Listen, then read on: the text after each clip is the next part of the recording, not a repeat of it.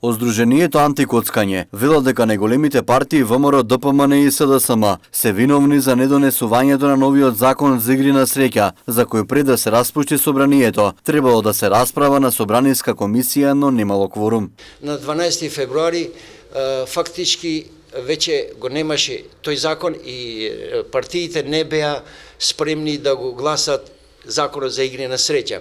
Меѓутоа, проблематично е тука што двете најголеми партии, што се СДСМ и ВМРО, ДПМН, не беа спремни да го гласат законот.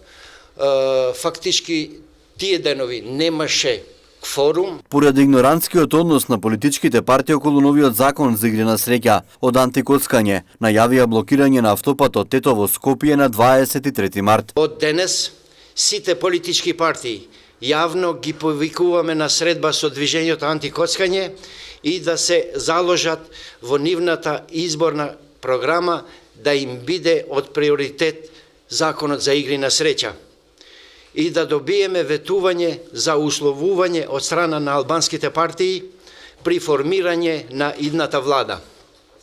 Всушност, приоритет на следната влада е да се затворат објектите за игри на среќа се додека не се донесе законот.